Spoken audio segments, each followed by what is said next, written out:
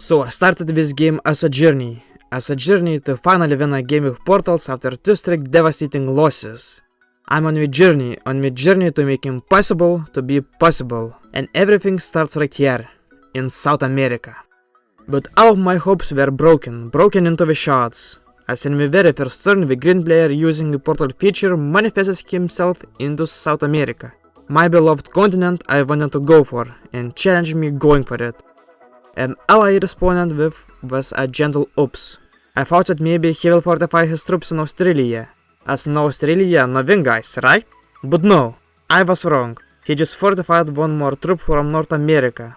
And I was extremely sad, so sad that I wanted to crush my troops into the green player and just leave the game. But I didn't give up here. Not right here guys, I'm on a journey, I'm on my mission to finally get a first win with Portals. And especially taking into account that it was a run game. I didn't have the other choice but just to stay. Come on, go from South America, I asked the green player gently, sending him a fist bump emote. But the green player didn't seem to be listening. He just strengthened his African troops and was ready to bring them into South America. But I reacted calmly. I moved my 3 North African troops from the way, in hopes that the green player will rather move his South American troops into Africa and leave me alone. I wanted to have a mutually beneficial strategy with him. He will take over Africa and I will take over South America. Or vice versa. But this option was easier, and I couldn't move my troops into Africa due to the green player blocking the entrance in Brazil. I fist-bumped the green player for another time, and to my surprise, that strategy worked out. The green player gently moved out into Africa, and I kindly responded him with thanks. That was much appreciation for the green player. We weren't just going to suicide into each other anymore and clearing out the continent for some another player. But I was still very cautious. I didn't go to capture South America immediately. The green player combined his troops in the territory of North Africa, aka the South America bordering territory, and if I had captured South America immediately, wasting a bunch of my precious troops crushing the troops of a white bot, that would have been very likely for the green player to strike. So I just passionately continued to wait. And with the green player moving out from North Africa, it was such a relief. And with the yellow player moving out from Africa, I thought that was it.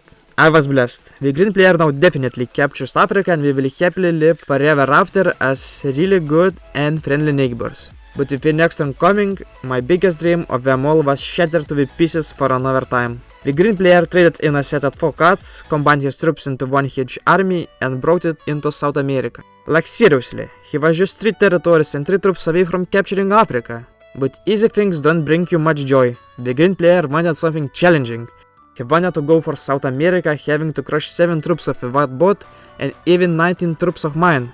So his continent capture would feel very rewarding. Easy things don't bring joy guys. But myself, I was put into this is fine situation. And the most devastating thing was that I didn't even have a set of 4 cards. And I couldn't even trade in a set and crush my troops into his army. But I knew that either way that wasn't the option. It's never the option. So I just added my new troops into South America and prepared for the worst. With the green player's turn coming, I sent him another couple of his bombs. And when I needed a miracle the most, it actually happened.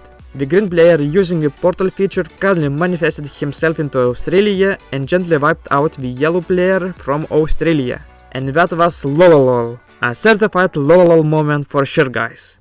The Africa continent was too easy for him, not a viable challenge.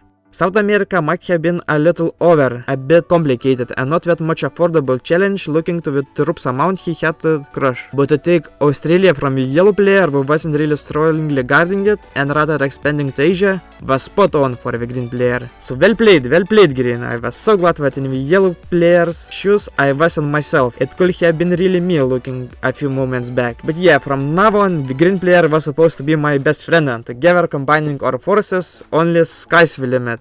Also, I fist-bumped the purple player so he wouldn't guard against me like crazy. Pretty much viable tactic with those fist bumps, isn't it guys? When the biggest question was what I should do about South America. Should I just capture it or should I just leave the portal for the green player so he will potentially attack the yellow player again? And I just couldn't resist guys. I opened the portal for the green player.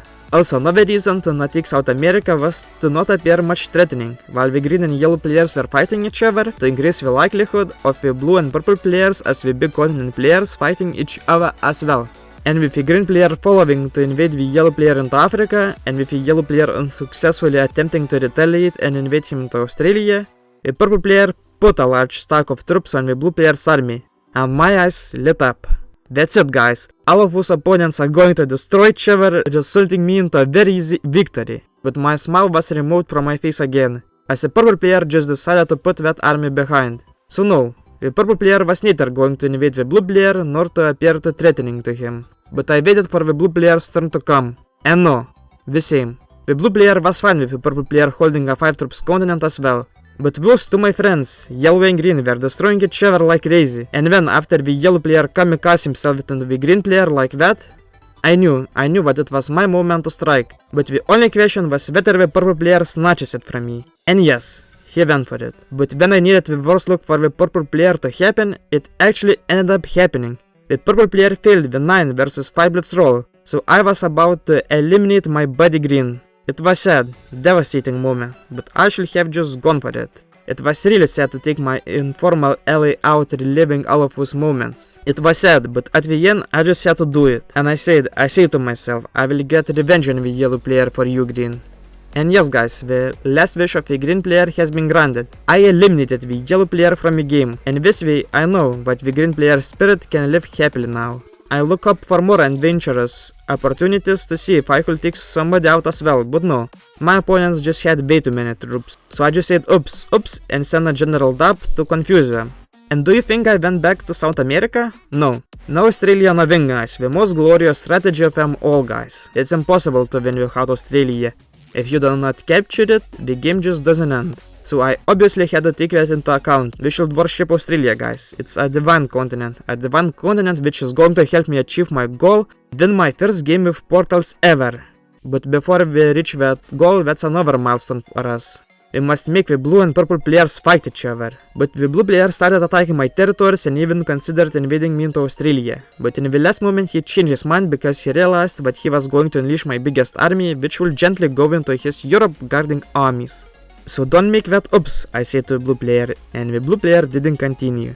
And that was nice that I still not only held Australia, but Africa as well.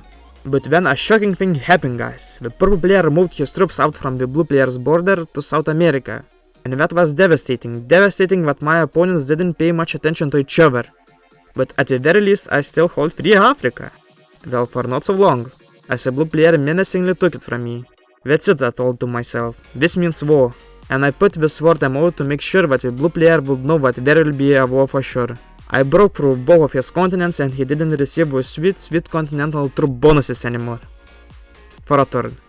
Because he ended up taking over the bottom part of Asia and kinda trapping me in Australia. That was a really well played move. I didn't hesitate to admit it to the blue player at all. But yeah, guys, what could I do to make the purple and blue players fight? The purple player was just skipping his turn without capturing even a single territory, which didn't help at all.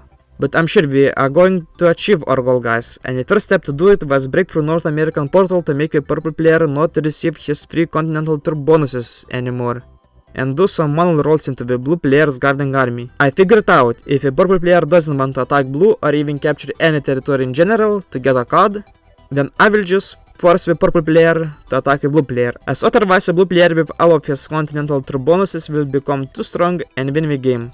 The purple player was hesitant for it, but at the very least he made his first move, which was to take over South America, crushing even 14 troops of the white bot, which was good for blue. But when in the next turn, when we needed the purple player the most, he actually did something. He broke through the both of the blue player's continents, while not doing that in the most efficient way possible. He crushed a 15 troops army of the white player and 12 troops army of the blue player, aka wasting more troops on the bot instead of crushing 25 troops army of the blue player, which would have been made of 100% of the blue player's troops. But that was a great move regardless, and that was the time for me to join in the action as well. I intended to crush the blue player's army in Siam, fought unsuccessfully.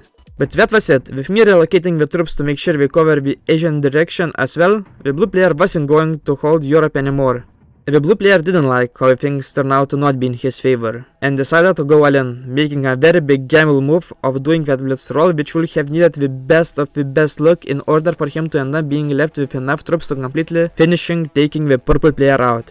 And the luck was on his side. he made through that blitz roll, losing even 12 troops fewer, and when it looked that the blue player will make it, his success battery had run out of luck.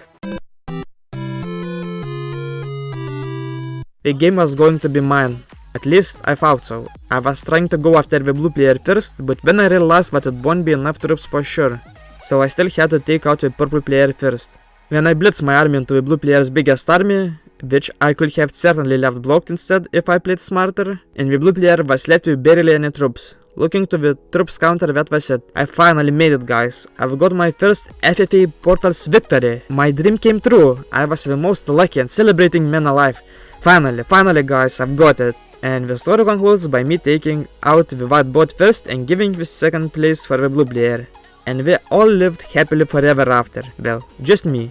I dominated all of the Portals world by myself. Ha ha ha.